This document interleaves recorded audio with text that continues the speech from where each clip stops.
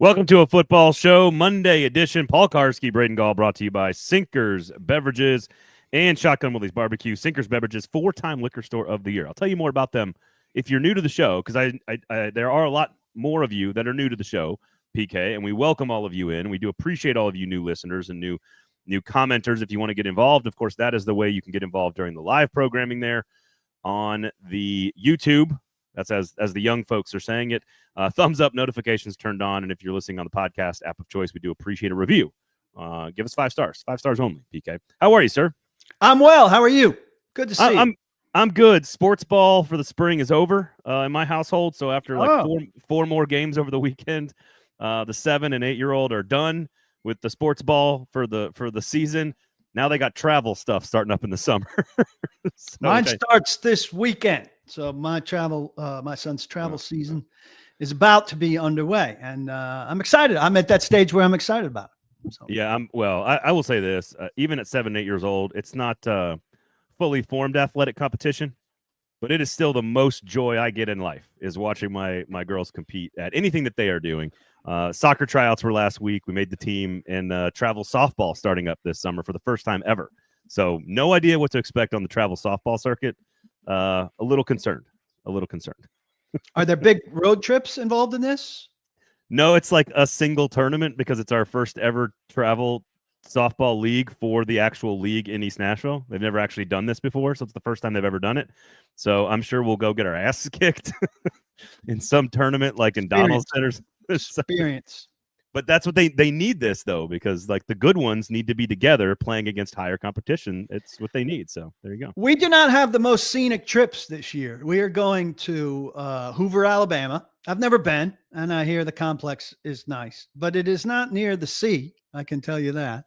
And nor is Butler in Indianapolis. And those are our two big trips. So you go to Hinkle Fieldhouse, and you can go to the Winfrey Hotel.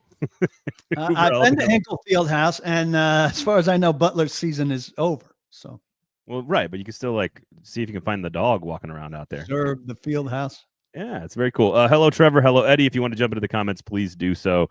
We would appreciate it. So, I wanted to do sort of a meandering, long-form conversation about like what does history tell us in through the lens of Tennessee Titans football about expectations and about what has transpired in the past on second-year coaches and on rookie quarterbacks. And frankly, this team has had a lot of them recently in the last 20 years, which is what it is.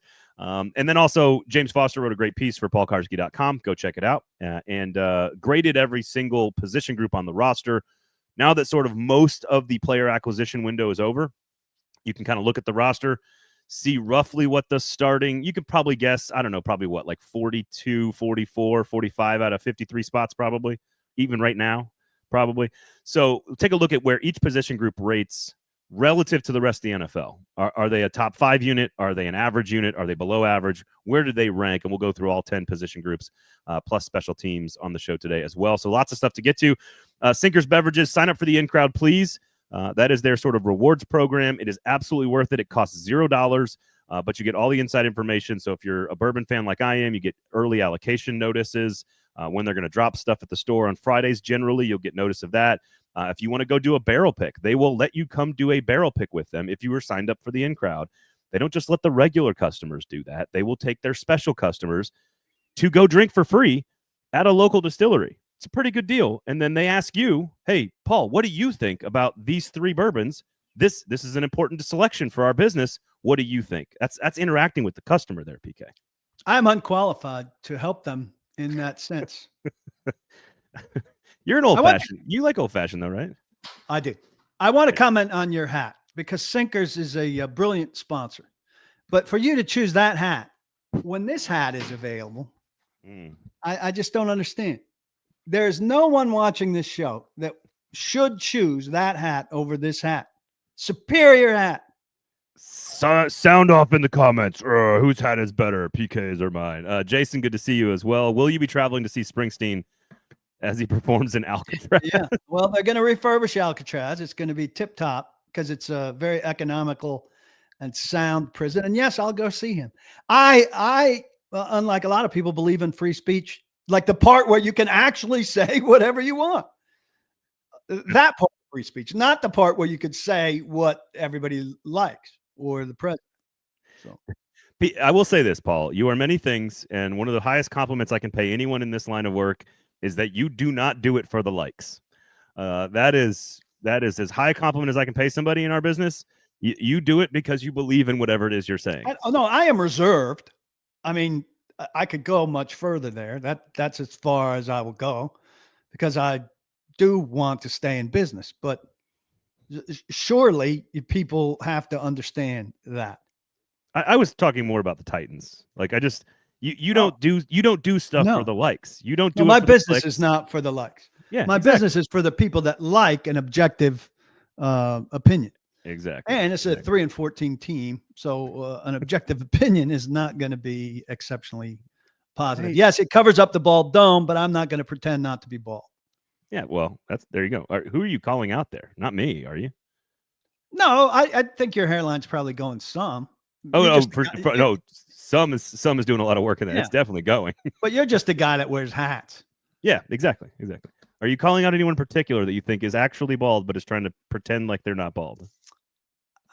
I don't know. Am I? I mean, JG doesn't pretend. Does he? I mean, listen, if we were doing this podcast like in the open air where sun was shining on me, I would wear a hat. Yeah. Because burnt head, there's nothing worse than a burnt head in terms of sunburn scale. All right. Seeker's Beverages, everybody. They got great merch, no matter what your preference is. No matter what your preference is. There are good hats and there are bad hats that they have in their merchandise catalog. You know what kind of hats I like? Free hats. Mine was also free. I like free hats. My good hat was free.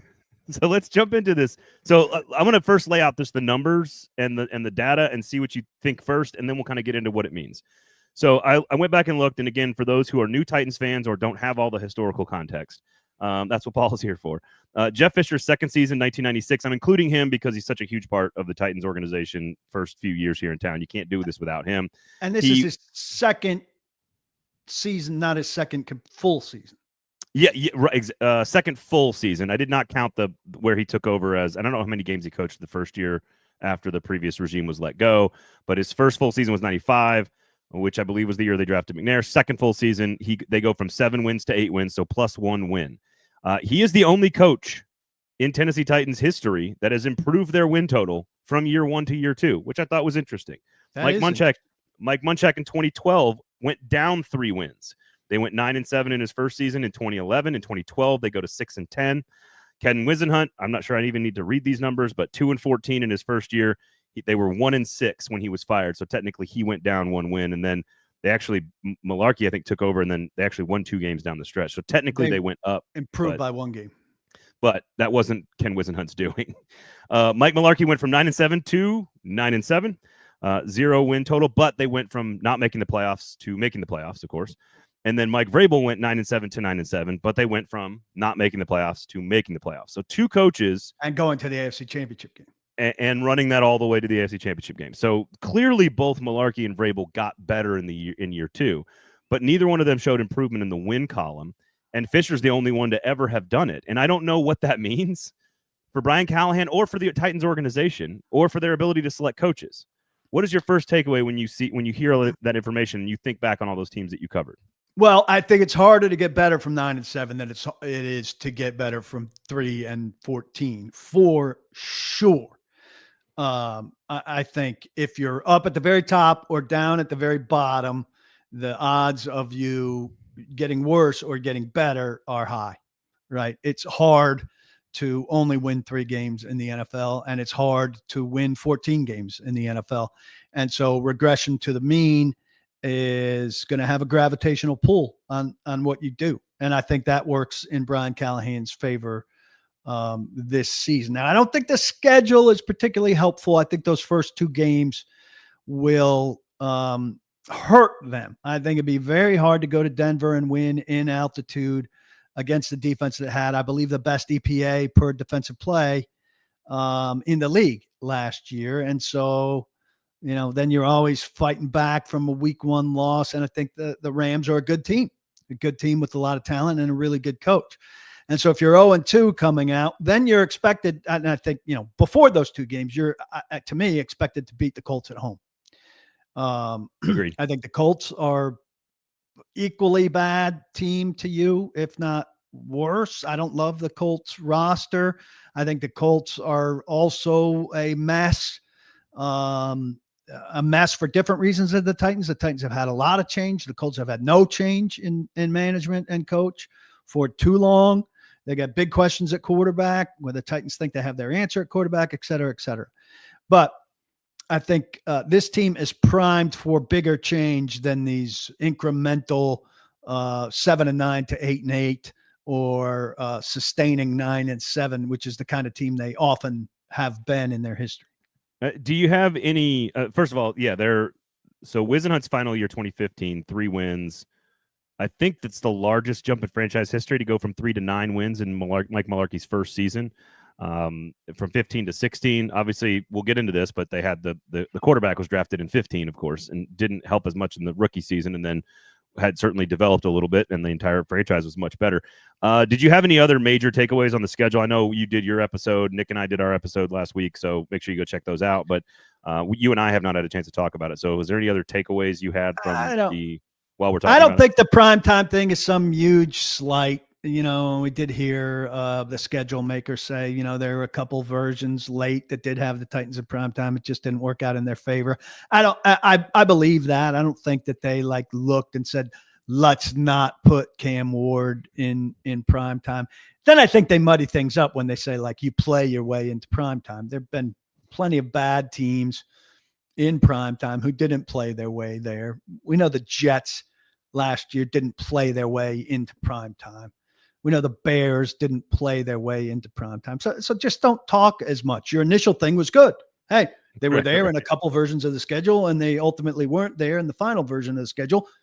End it right there. Don't keep talking. The rest factor, not any major disadvantages or advantages. They don't have any short weeks, obviously not playing any primetime. 5 weeks at home, including the bye, is nice. A 3-game road trip is tough when you're going west twice. I've been told they're not considering staying out there for that. You're not going that far west when you're going to Phoenix and Vegas. And I think the logistical nightmare of trying to find a place and taking the whole operation out there and everything is hard. Very favorable in terms of being home the week before and the week after Thanksgiving, the week before and the week after Christmas. Players and their families going to be thrilled about that. And that's an easy way to coach a young team that doesn't have to deal with the logistics of being in or out with the holiday. So I think overall, no huge complaints and no huge problems. I think they did a better job spacing out divisional games, at least 5 weeks between divisional games. I'd still like that gap to be bigger, but I'm sure happy it's not 3 weeks. You mean from the beginning to the end, or what do you mean? No, you play Jacksonville and you have a week against somebody else, and then you play Jacksonville again. I absolutely hate that. And so now there's at least 5 weeks between rematches. Each rematch. Yeah. Those games should be spaced out by at least 6 weeks, in my estimation. When you play a team twice, it can be a very different team, or you can be a very different team in the span of 6 weeks. In the span of 3 weeks, it's pretty much a rematch of the same team. I mean, somebody could break a leg, but I think it should be in the rules that it has to be spaced out. I don't mind your theory on this, using the rules to sort of mandate this. I will say you have to think, though, for a rookie quarterback, 3 weeks is not terrible because he would have some familiarity with what's going on. Now, it doesn't mean they play the Colts, there's a 5-week gap there. That'll be the first time he plays a second team, and it'll be interesting to see what he does from a processing standpoint against the Colts the second time, because he will, I assume, be, starting every one of these games. I would assume. I think of it purely from a fan perspective. I think it'd be incredibly boring to turn on the Colts twice in 3 weeks and say, I just saw these guys. Yeah. It's not, there's low entertainment value there. Now you can turn on the Colts and you might see Anthony Richardson 1 week and you might see Daniel Jones the other week. By the way, did we hear about this Anthony Richardson thing where he got put to sleep under anesthesia for 7 or 8 hours to get a tattoo, to get a full body tattoo? Do you want that guy to be your starting quarterback? Okay. So do you have any, you don't have any tattoos, do you?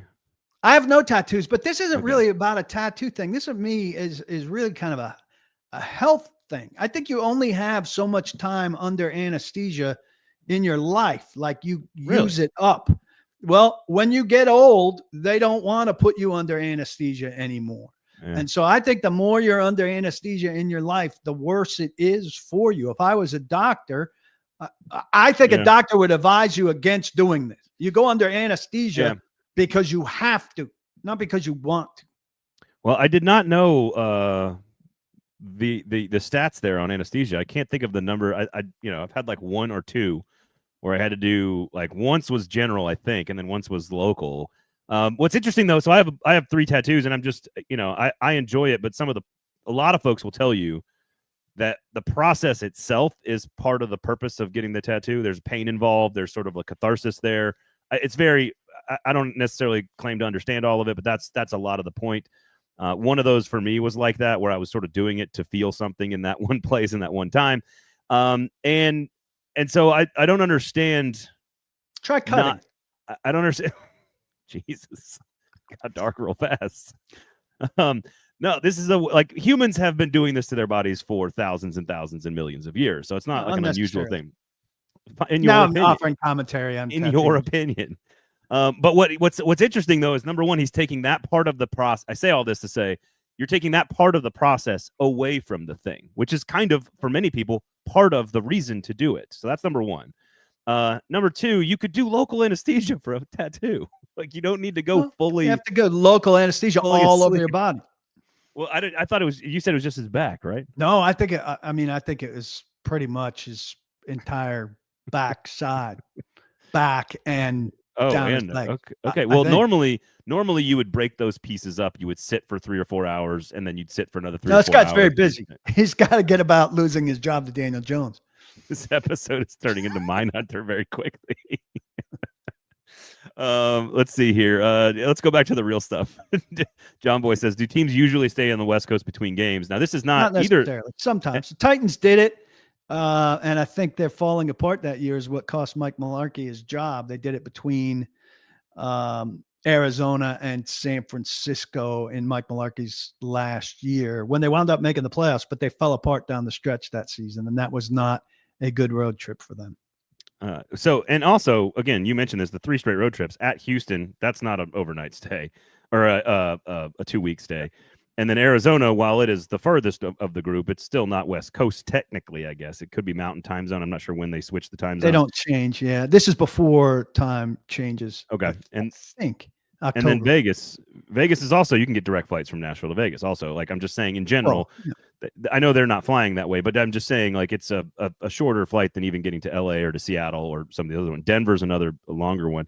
It doesn't make as much sense. Like, if you had an LA San Francisco, maybe, then you might stay out there in the Bay Area or something. But look at our tattoo knowledge in the comment section popping up. I like this. John Boy says, I have about 35 hours with the tattoos. It's not painful enough to go under for that. That's kind of where I'm at. I enjoy the pain of them. I think that's part of the journey, but anyway, that's just me. I think there's some therapists that should have made some money out of this as opposed to some tattoo artists. I mean, what's the difference in acupuncture? I mean, you know what I'm saying? Like, acupuncture is to take away pain, not to deliver pain. But sticking a needle in your body, totally harmless. Doesn't feel like it. It feels something. You feel something. It hurts. I feel something without any of this. It's because you're running out of anesthesia hours. That's what's happening. I haven't been under anesthesia that much. Elbow surgery, nose surgery. I think that's it. If they stayed in Green Bay and never got on that plane, that's well done, Ed. Well done. Vegas airports have slot machines. Great spot for a layover. And Sam says there are plenty of other reasons I wouldn't want AR as my quarterback. Yeah, I think taking yourself out of the game is a bigger deal than the number anesthesia. One. Yeah. It just was a weird story to me. I don't disagree with you. He seems like an interesting cat. There is no question. Interesting. I'm making air quotes for those of you not viewing but listening. Sinkers Beverages, Shotgun Willie's Barbecue. Shotgun Willie's Barbecue, by the way, is not open on Mondays and Tuesdays. All right, just want to point that out.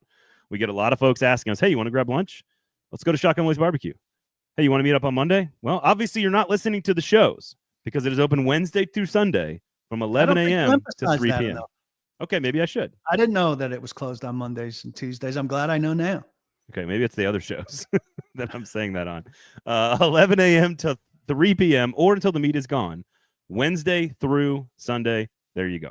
All right, let's get back to these quarterbacks here. So here's the other thing about the quarterbacks. And historically, and PK, you can sort of add some context to this. There are certainly important elements of style of play, this organization's sort of philosophy for many, many years, the style of quarterbacks that they like to draft, which all seem to be very similar. I don't know if Cam Ward fits into this group or not. Maybe he does. We'll see. If you count McNair's first full season as a starter in 1997, they go 8-8. He threw 52% completion percentage, 2,600 yards, 14 touchdowns, 13 interceptions, 16 fumbles by Steve McNair in that season. Almost 700 yards rushing, 8 touchdowns. I would say a damn good season in 1997 for a player of his caliber. Very different era of football. A lot of turnovers. I hadn't thought to look back at that. I mean, that's worse than Levis, no? Levis had 7 fumbles his rookie season. And that's not fumbles lost. That's just fumbles total. But 16 fumbles, 13 interceptions for Steve McNair. Vince Young, of course, 2006, was 8-5, 2,200 yards passing, fewer touchdowns, 12, than interceptions, 13. 51% completion percentage, about 600 yards rushing, 7 touchdowns, 12 fumbles as a rookie. Jake Locker, this is where I kind of had to fudge a little bit. I combined his rookie season where he did not start a game but played like 4 or 5 times to his 2012 season, which was where he started, I believe, 11 games. He went 4-7 as a starter. They were not good. That was under Munchak. That was Munchak's first and second seasons. 2,700 yards, 14 touchdowns, 11 interceptions, only 4 fumbles. He was much better at protecting the football. 350 yards rushing, 2 touchdowns, 51% completion percentage. You're getting the point here.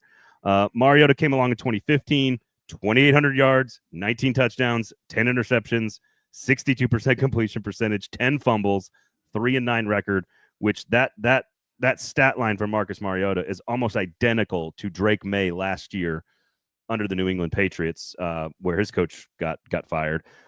Will Levis, I'm counting just his rookie season here, but if you double it, it kind of makes some sense because he started 9 times. There were 3-6, 1,800 yards, 8 touchdowns, 4 interceptions, only fumbled 7 times. But like the number of the completion percentage is in the mid 50s. The touchdown interception ratio is not impressive. Lots of fumbles. All these quarterbacks have athletic ability and have been running and added some running to the game with the exception of Levis. And just about 2,600 yards passing. You can see the enthusiasm for Mariota there because 19 is really pretty damn high in the context of all of that. And his supporting cast, I think we talked about this piece last week, but I went through all of these quarterbacks and their supporting casts, and his receivers were just pitiful. I mean, pitiful. And so for him, and his offensive line wasn't great either. Vince Young, his rookie year, I mean, he had a big-time offensive line. He had 4 guys you would take in a second. He had Bruce and Stewart. He had Mawai, and he had Benji Olsen still. I mean, there's a legitimate Hall of Famer on that. And you could argue for the other 3, I mean, are premier Titans offensive linemen compared to what we've seen over the last 3-4 years here, an embarrassment of riches compared. So VY had a tremendous compared. And just to extend this point, amongst those receiver groups, every one of them just awful. So Cam Ward, I'm rating these groups. Cam Ward, whose group is not terrific right now, has the best group of wide receivers before you even see what they do. He has the best group of wide receivers of any of these quarterbacks that we're talking about. But Mariota stands out there with the 19 and 10, I think you said. Yep. I mean, that's the best TD interception split there. And it just shows you what a disappointment it is, the direction his career ultimately went with the injuries and with the lack of progress in his game over the course of his career. It's a very promising rookie season. By far the highest completion percentage, the most efficient quarterback throwing the football. He by far the most rushing touchdown or most passing touchdowns total, fewest interceptions. Levis is hard because he only played so many games, and we see what happened the next year where the numbers got significantly worse. So if you add those 2 in, it's just not pretty. Lots of outside of Locker, all guys that run around and fumble the football. We don't know what Cam Ward is going to be in terms of that part of his game. I could see him being a very minimalist runner, picking and choosing his spots when to use his legs on 3rd and 4 and everybody's covered. You make a play outside of the pocket. Very much like Andrew Luck, like Aaron Rodgers, like Mahomes, like guys that just run around to throw the football and then take what they get if they need to. So it'll be interesting to see if he falls into these categories. But the only one with a winning record is Vince Young. I mean, the only one with a modern-looking passing stat line was Mariota. And again, you look at Drake May last year, 2,700 yards, 15 touchdowns, 10 interceptions, 3-9 record, identical to Mariota. And all the quarterbacks last year. I mean, 3,500 for Williams, 20 touchdowns. 3,600 for Jaden Daniels, 25 touchdowns. Bo Nix, 3,700 yards passing, 29 touchdowns. How much of this modern era of football that allows for rookies to play the position quicker and easier, how much, like, it's not a tax, it's almost like a tax return or a tax subsidy. Tax return is a good way to put it. How much of that is going to be baked into Cam Ward's statistical expectations? Well, I mean, Callahan certainly went into great detail about this in the pre-draft process in terms of the benefit of this transfer stuff in college, right? Not good for the college game necessarily. This is me editorializing, you know, and a lot of downside to it as it's happening. But in terms of getting a guy ready for the NFL, probably helpful. You see it in Nix, you see it in Penix, and they hope to see it in Ward, that learning 3 different playbooks and winning over 3 different locker rooms, going against all the different sorts of defenses you're going to see at those 3 different in those 3 different conferences come to benefit you. Now, I'm not sold on Nix. He's got a great coach, but I do think year 2, some people are going to have some answers for you. So I'm very curious to see how he does second time around. And that's the case with most quarterbacks who aren't, you know, Peyton Manning, Andrew Luck, you know, right. Just the Joe Burrow, just fantastic guys. And Burrow had his struggles coming out of the gate. But I mean, that's one of the main causes for optimism with Cam Ward, is that he could follow a similar course and that all of that experience gives him stuff. I think he's overrated as a runner, and too many people are thinking of him as a runner. I think running around behind the line of scrimmage to make things happen, yes. Running, you know, if the sea parts and there's room for him, he'll have some big gains. But I don't think there'll be much designed for him. And, you know, he's not a mobile. He's not immobile. He's a mobile quarterback in that he can evade trouble. But he's not a mobile quarterback in that he's going to put up big running numbers. Maybe at the goal line, he'll score touchdowns. Yeah. But, you know, the McNair comparisons, we had that debate here several times, and just flat on, it's hard to compare anybody to McNair that doesn't run. And McNair, you know, was largely successful because of how he ran. You know, that comment from Callahan, I think he said it to you at the owners' meetings, but he also talked about it to a lot of us at the combine too. I think he talked about it at the combine. And I'm just looking at this now. Like, Caleb Williams transferred, Jaden Daniels transferred, Penix transferred, Nix transferred. Drake May is the only one I don't think that transferred of the 5 of them in college football. I actually think the Caleb Williams stat line is one that, and I don't think he's going to mirror that, but I think the Caleb Williams stat line: 20 touchdowns, 6 interceptions, 450 yards rushing, 62% completion percentage. They only won 5 games. Now the coach got fired, so that's a bad comp. 3,500 yards. I don't see Cam Ward getting to almost any of those numbers. Maybe the yardage percentage. You think he gets 60? Maybe he could. I just think 50.2, 62.3. Oh, okay. I heard that wrong. Yeah. No, so but here's the thing that, like, I feel like Williams' season as it unfolded and how you watched him is what I think we're going to get with Cam Ward, which is you watch Williams and you see a player who's got a ton of ability, but is still just learning the game, learning the speed, learning the NFL world. Now, I'm not talking about any of the off the field stuff because they strike me as 2 totally different personality types. Caleb Williams and his family and his crew and what they wanted to do and how they handled joining the NFL and how Cam Ward and his family's handling joining the NFL, I think they're very different. I like the head down Cam Ward approach to all of this, not trying to get the coach fired approach to all of this. But I think watching him, I think he was number 2 all time in rookie sacks behind David Carr. That could be a thing to consider. He protected the football, I thought, very well. I think if you come anywhere near the Caleb Williams style season, where you go for about 3,000 yards, you rush for a few touchdowns, you throw about 20, you protect the football, and the team wins 6 games, you complete over 60% of your passes, I think that is a great, hey, I like what I'm seeing there. And I think that's lower than a lot of people will have expectation for the number 1 pick in the draft. Yeah, probably lower. I think the biggest concern for me in a Caleb Williams comparison is that he'd be better coached. Chicago didn't have a very good plan for him. We just read excerpts of, who is it? Yeah. Is it Wickersham's book? Wasserman. No. You're right. Wickersham's book. Yeah. Where Caleb Williams is talking about not being told how to watch film. Now, even if they're presuming that he knows how to watch film, you've got to be checking in on that and have an understanding of his understanding of how to do that and coaching him along. That's terrible coaching, that you don't have a sense of how your number 1 pick in the draft is ingesting what he did last week and using it as he goes forward. Brian Callahan as a coach, there is a lot for us to watch, witness, and break down going forward. But I don't think for a second they're going to leave Cam Ward on an island in terms of things like watching film.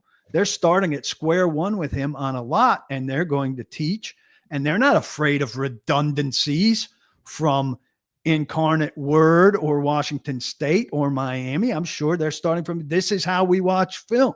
This is how we break things down. This is how we do the footwork, right? They've done a lot of this already. This is how we do these basic drills. They did that from the beginning at rookie minicamp to indoctrinate. They talked about that to get them ready to join the big boys. And it sounded to me like Chicago did a bad job at a lot of that. And that comes from Eberflus being bad and Waldron being a bad hire and a lot of things there. I think he's ahead, Cam Ward, of that because Brian Callahan isn't an idiot. And I'm really bullish on Ben Johnson. I know Brian Callahan is very, very high on Ben Johnson.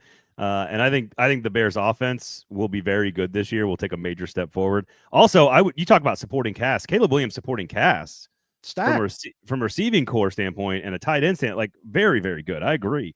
I think the offensive line for the Titans, I can't believe I'm saying this, should be better than Chicago's last year. But I think one of the similarities, again, the reason the Caleb Williams season sticks in my head is some of the similarities are that they extend the play sometimes a little too much, right? Caleb Williams would extend the play a little too much, thinking he can do something special. I think Cam Ward has that as well. We've talked about how he's going to have to kind of train that out of himself and be satisfied with the mundane, take the check down, throw it away when you're supposed to, which I think, again, if Brian Callahan is coaching that, I trust that Cam Ward will take the coaching and be fine in that department. I think a blend of the Mariota rookie season and the Caleb Williams season from last year, I think those two seasons, if you get a blend of those two, I think he probably turns the ball over a little bit more than Caleb Williams did last year, but I think it's hopefully for some of the right reasons, right? You've read something, you take a shot at it versus holding on to it and taking a sack.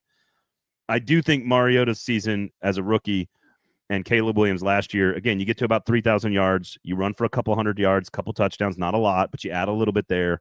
You protect the football, you get to about 60% completion percentage, 20 touchdowns, 10 interceptions. I think fans should take that. And does that mean 3 more wins? Probably so.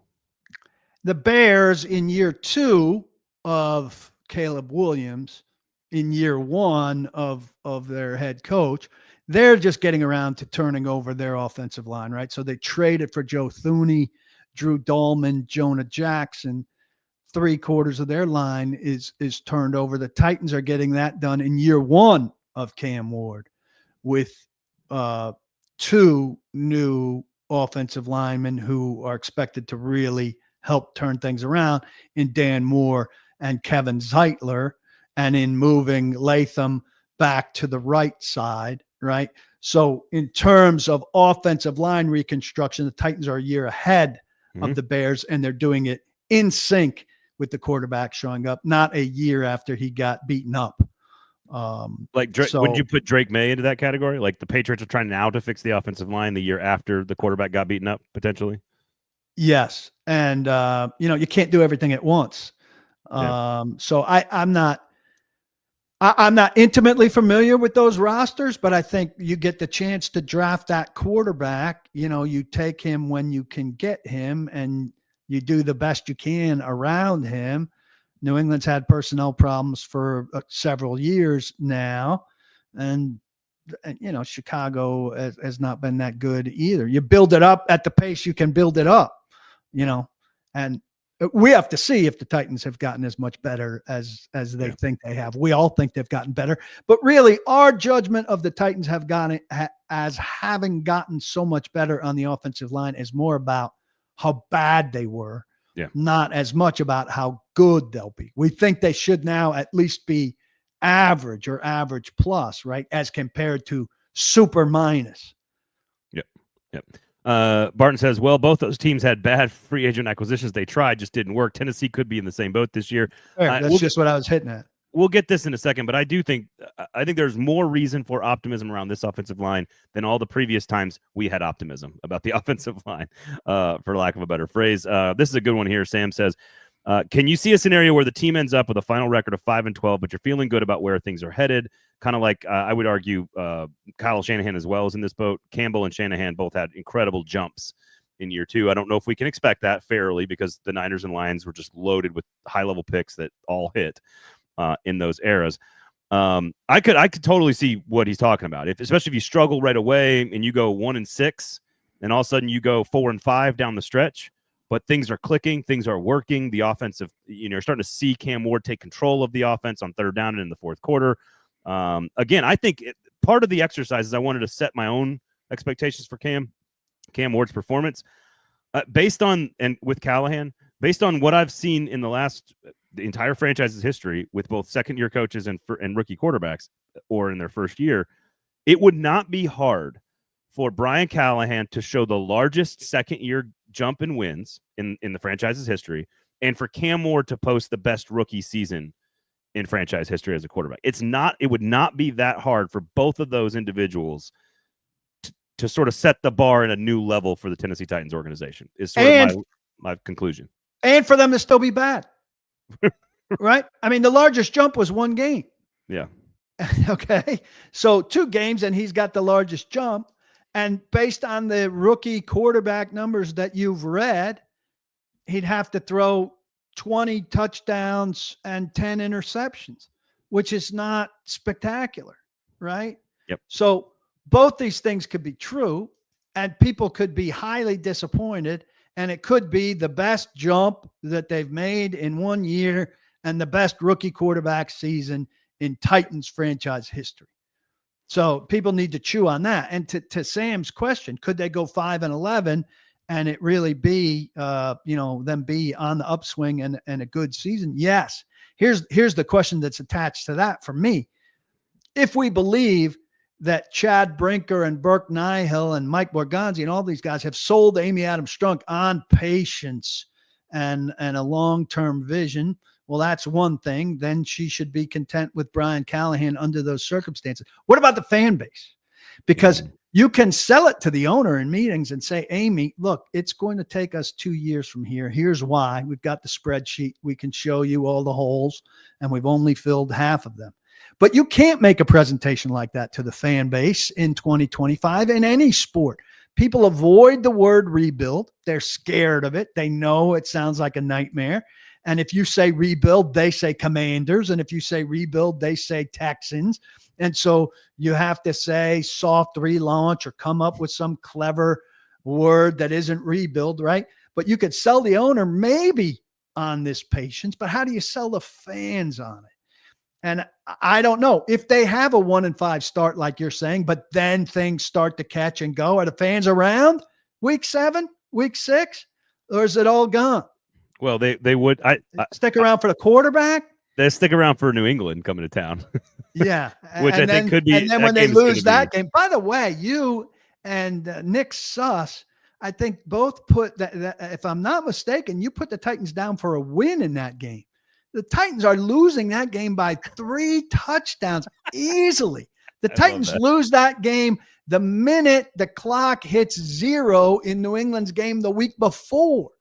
They will get destroyed and outfoxed in that game. Here was my theory. Their win total is 5.5, and I think this is what I said on the show. I think the New England game will decide whether or not they hit the over or not. Well, then they ain't hitting the over because they're not winning that game. That's where I'm at on that. How do you figure they're winning that game? I think it's just as emotional here as it is for there, but I think it's more for Vrabel. But we'll see. I don't know. Okay, do you take an emotional Brian Callahan or emotional Mike Vrabel? I just don't know how good New England is. We'll see. All right, Cam. How about this? Barton says Cam's intelligence seems different than the other quarterbacks we've drafted. I think certainly more so. Intangibles, he said. What did I say? He said intangibles. You said intelligence. Intangibles. I think it's hard to, like, Vince Young had incredible intangibles on the field when running around, but not in the passing game. Steve McNair, I think, just had all around great intangibles. Levis and Locker, pretty much nothing. You can't make a judgment on that. I think Mariota. You can't make a judgment on it. I think Mariota is what you want him to be better than. Really, I think Mariota is the benchmark for all this stuff. If he's better than Mariota, I think that's a fair expectation. You want him to be Mariota? Doesn't mean he's great. I think that's a fair place to start. You want him to be Mariota, have Mariota's rookie season a notch better, and then be consistently ascending and looking for ways to build. Mariota had this thing, and I said, and people can go back, I don't think they'll believe me because I was so down on him at the end, but I said consistently, probably through 3 years of Mariota, that he had the skill set and the mindset to be a franchise quarterback. And I really believe that he did. But boy, he just got stubborn in terms about not changing anything and sticking with it. He's like, this stuff got me to here, and so I am sticking with this stuff. But this stuff got him to here, and then he refused to do anything that would get him to here. He didn't change. It took him forever to change his routine to come out to do early warm-ups. Remember that? He used to just not come out until official warm-ups. Then he finally changed that, and that was like a big deal. Like, NFL quarterbacks are out on the field early. Like, there's stuff to be accomplished by being out there early. And it took him forever to get that. That's the kind of thing that you can't see out of Cam Ward. I'm not saying that specifically, but that kind of stubbornness in approach was not healthy for Marcus. I agree with you. And I think what's interesting is starting there and then showing ascendancy is what he did in his first 2 seasons, because his numbers got significantly better. The team went from 3 wins to 9 wins.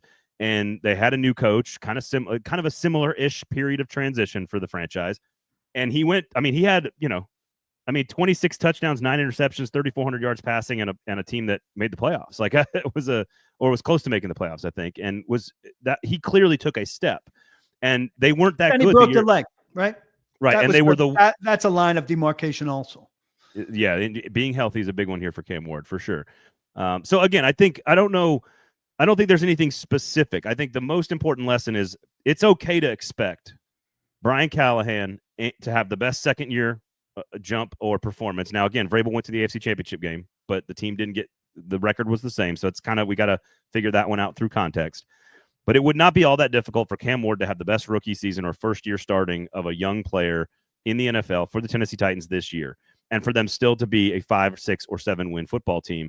But I think how it looks is what matters, and how it looks around certain things, protecting the football, processing on third downs, accuracy. And when Brian Callahan steps to the podium after games, win or lose, and he says things like, because he's very honest sometimes in those moments, where he steps to the podium and says, Cam Ward was in rhythm and going through his progressions all game long. That's what you want to hear. And if he makes a few plays that are bad, but he's trying and it's the right play, okay, you can probably coach some of that out of him. But I think that's what you want to hear from the coaching staff. And I don't know what we got from all these other guys. Like Levis and Locker and Young were just, it was like a burst of talent and then nothing from all of them. No ascendancy. And look, right. I think you can confirm that they weren't good because they didn't go on to anything good after here. But also, they weren't coached great. I mean, I think Heimerdinger was the best, right? But he was not a fit with Vince. Yeah. He was the wrong coach. Yeah. I agree. For Vince. That was a mistake. And Chow before that. I mean, yeah, Chow was not an NFL coach. All right. Sinkers Beverages, Shotgun Willie's Barbecue, two great local sponsors run by local folks who live in Nashville, who support Nashville sports and topics and subjects and content. So we do appreciate them. So you guys should go support them. Sign up for the in-crowd on Sinkers Beverages, and they'll give you really good you get all the secret deals, right? You want all the good access to allocations and all that good stuff. If you pop in there and you have an event or something you need, a nice bottle of wine for a dinner or for a gift. They are absolute experts. As I speak as someone who doesn't know much about wine, they go in there. I ask them, I tell them what I'm going to do. Here's the occasion. Here's what I need it for. They tell me exactly what I need. Here's 3 options. Pick which one you want based on your price point. They do a fantastic job, and their beer fridge is the retail beer fridge of the year in the city, as voted on for all of you guys. So make sure you check that out. All right, quickly, let's run through the roster right here. Great story up on PK.com. Support good local journalism. James Foster went position by position and graded every position as poor, below average, average, above average, or great. Now, I would put a subtle tweak on some of this stuff. I think great is top 5. You are a top 5 unit in the NFL. I think poor is a bottom 5 unit in the NFL. I think average is, 14 to 20. And so then you can kind of do your math on that out. I just wanted to set it for you and I to have the conversation. He says quarterback is below average. Agree or disagree? Agree. That would be 21 to 27, let's say, in the NFL. Is Cam Ward? I mean, I think 5 games in, we can reassess it. But right now, it's below average. I would agree with that as well. He says running back core is below average. I think it's average. I've seen some projections that don't give Mullings anything. Mike Clay, I think from ESPN, I retweeted his projections. He leans very heavily on playing time from last year in these. I think Kalel Mullings will offer a little bit more, and I think Tony Pollard is better than projected. And the offensive line is going to have a bigger bearing on this group than people give it credit for. I also think. I mean, if Tony Pollard rushes for 1,000 yards and Tajay Spears has 600 yards from scrimmage and Mullings has a few touchdowns and a few third down conversions, isn't that like definition of average? I have them as average as well. I think they're better than below average. I wouldn't have them in the top 15 in the NFL. James really cites that Pollard late, some of his key metrics really dropped off. Well, so hence drafting Mullings. Yeah. No, not late in games, but late in the season. But that's part of the rationale for drafting Mullings. And some of the hurt and some of the, to your point, injuries. And I get that. I just think that's as a trio, I don't think it's below. I think they're a good group of running backs. I don't think they're great. I don't think they're top 15. Yeah, it's not Derrick Henry. I would call them. No mistaking that. Yeah, I would call them average for sure. Wide receiver, he says poor for the wide receivers, which to me is like a bottom 5 unit in the NFL. I agree until some of these guys prove themselves. I mean, I think it's a 2-person room and the second person is number 3 and the first person is a number 2. So you've got a 2 and a 3. You don't have a 1 and all the other guys are unproven. I have to look at other units that are considered the worst 5 units in the NFL. I feel like they could be better than that this year. I mean, I'd also say, like you said about another group there, 5 weeks in, potential to rise for sure. But I'm not counting. I think people are over counting on 2 fourth-round picks to be room changing. I guess I don't think it's all that much of a reach to call this group a below average group, and they finished 24th in the NFL, 23rd in the NFL, 22nd in the NFL. I think that's below average. I don't think it's god awful. I don't think it's garbage. I never give Titans wide receivers the benefit of the doubt. That's fair. Tight end, he says average group, right in the middle of the NFL with the trio or foursome of tight ends that they could have this year. Here, I suspect we'll both go against them and call them below average. I will. I really waffled on this one. I could see below average. I think a lot of this is if Gunnar Helm is truly a pass catching weapon in the passing game, a guy who can run in space, who can split out and actually make plays down the field, like how Chig is a nice flex option, as James wrote. He can do a lot of little things around the line of scrimmage. He's also limited. I think Wiley's kind of limited. I think it could be an average group to maybe even above average if Gunnar Helm is really good. how many rookie tight ends in the fourth round do that? Yeah, I think it's possible because that's a position that a lot of third, fourth, and fifth round tight ends are successful. Look at the Tucker Crafts of the world, guys that are picked middle of the rounds that end up being very productive. They definitely don't like Wiley. I don't think they like Chig. So to me, it's very Gunnar Helm centric, and he could be terrific. I could drop it to below average. I'd be fine with that. Unless somebody becomes a dynamic playmaker that you can count on, which is why they drafted Gunnar Helm. So Barton says Helm instantly became the best tight end on the roster. Chig is overrated. Okay, I think Chig is a good locker room guy, but you don't pay for that, I think Chig is rated accurately. He's stunk. Edge poor. Worst position group on the roster. Agreed. And one of the bottom 5 in the NFL, potentially one of the worst in the NFL, if not the worst in the NFL. I think a candidate for, bottom 3, bottom 1. Maybe the worst in the NFL. I mean, I need to go like you. I'm not immediately familiar with the other worst edge rushing teams in the league, but I can't imagine that there are many worse. Yeah. Defensive line, the only position group on the roster that was deemed top 5 in the NFL. Great position group, the defensive line. It is the best on the roster. There's no question about that. I'd call them what's a notch between great. Yeah, like the notch 6th after. best. Very good. Very good. It's in between. I'm with you on that one. Linebacker, below average. Yes. Outside of the top 20. I'm optimistic about Cody. I'm optimistic about Cody Barton. But after that, I think you're throwing a dart at several guys who are likely to underachieve. I think you could make I think there's a chance because you're so heavily reliant on one guy.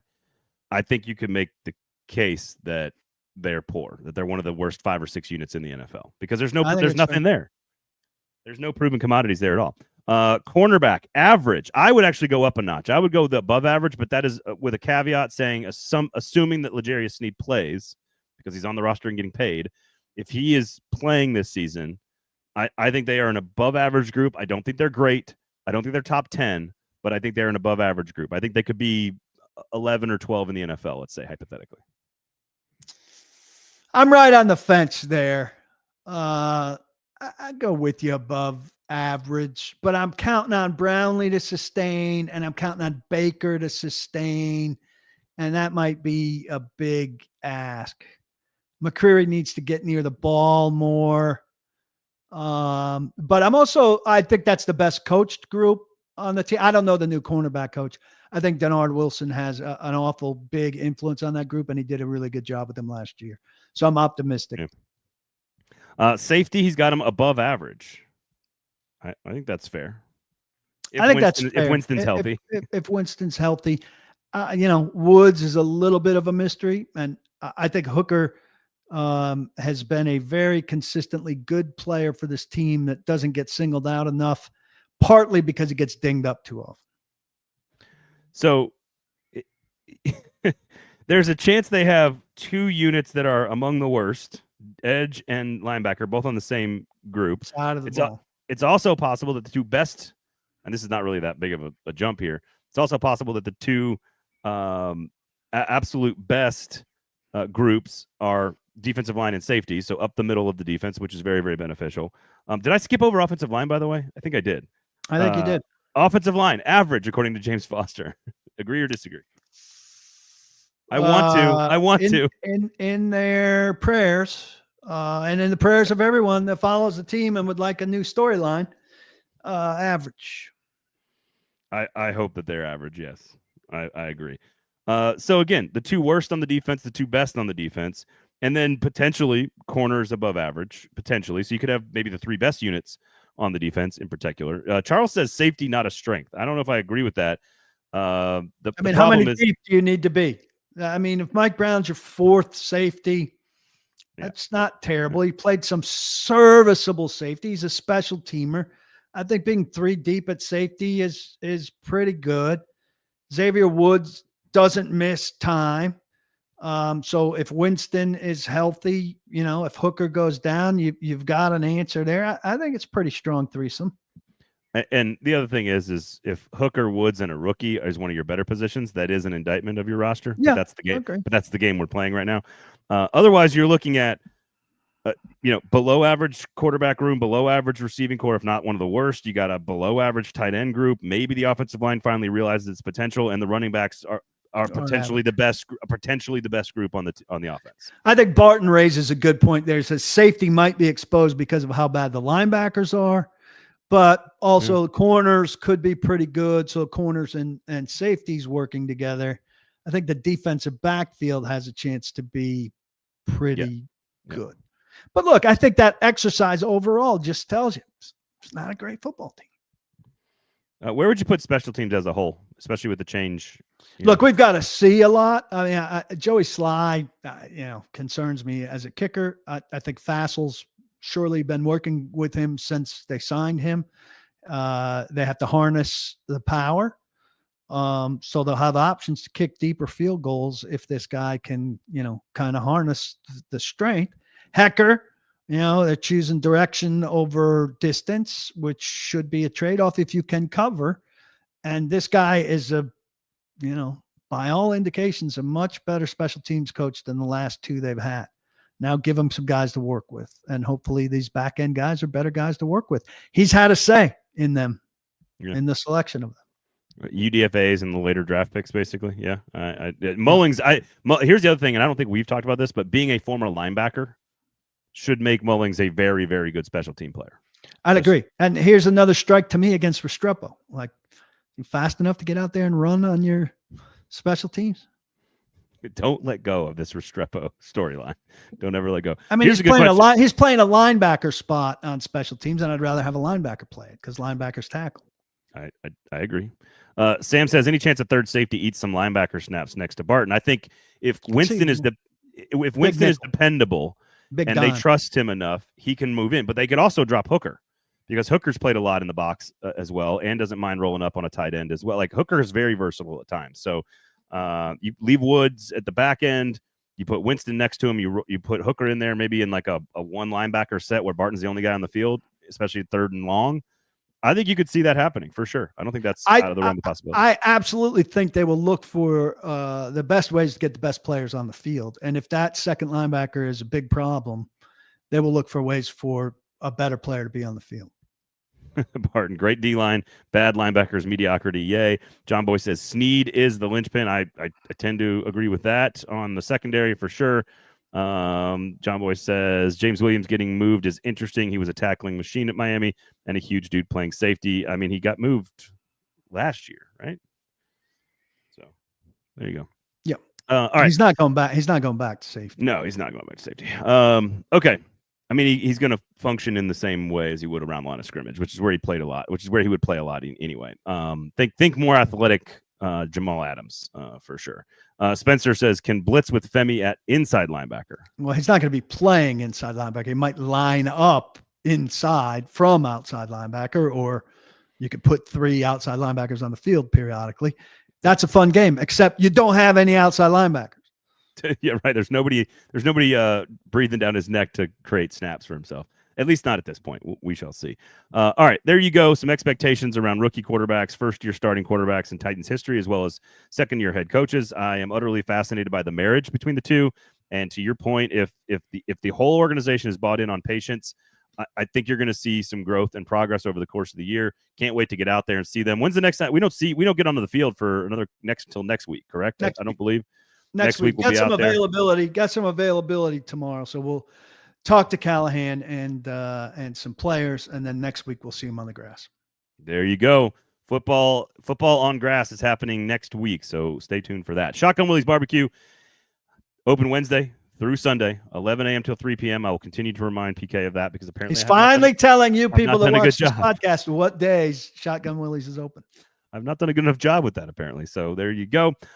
Congrats to your Yanks on the series win. Doesn't mean anything in May, but congrats. Oh, man. Soto's really looking like he's worth his money. Only 13 more years. What's he hitting? 234? 240? No, he's at 249, I think. 250. Wow. Ballpark. It's all right, dude. It's all right. Only 13 and a half I saw more Bellinger. years to go. It looked like Bellinger hit a grand slam yesterday, his replacement, who's pennies on the dollar. Cody Bellinger. Yeah. It's all right. It's all right. We'll see what happens. Okay. We'll see what happens when it matters in 120 games from now. All right. Every PK. game matters. That's the difference between me and you. I know that every game matters. Yeah, sure. Okay. When is your EPL? Have you heard about all this? Yeah. Nobody knows this is happening. You can't break this story on the show. Sorry. You can't break this story. No. So first of all, tell everybody what's coming up at PK.com. Come on, tell everybody what's going on. PK.com. I'll be amongst all of these people talking to them tomorrow and developing some things there. Can't tell you what because I'm not supposed to know who's talking. Wednesday, James Foster will dig into a player, deep dive into someone you want to know about. Just one player. I believe that is his intention. Yes. I like it. I'm looking forward to that. PaulKuharsky.com. Go pay for good journalism. Worth the money every single month. It's very small support. Very small amount of money. Support PK and the good journalism. Keep him out there yelling at folks. All right. So tell me this. Why are you and how did you become a fan of Chelsea, which I've been told is the New York Yankees of London football? No, that's not true at all. I'm a fan of Chelsea because when the Titans went to London in 2018, I took my family so that we could do London and Paris, and I got tickets to Stamford Bridge to go see Chelsea against Man U. And this was before Pulisic was there. This was Eden Hazard. And so we saw Chelsea was playing very well at that time. They did not play well that day. It was a draw that felt like a win because they scored late. And we had a blast there. It's a phenomenal Fenway-like, Wrigley-like place in a very cool neighborhood. And it's not a big monstrosity, or is that Tottenham? I guess I don't know. Just what I'm trying to learn. Tottenham's new stadium is a big monstrosity. Okay. That's apparently Allegiant feels a little bit like Tottenham, which is where the Titans played this last time when I went to London alone and did much worse with jet lag. But Chelsea, it throws a lot of money around like your Mets.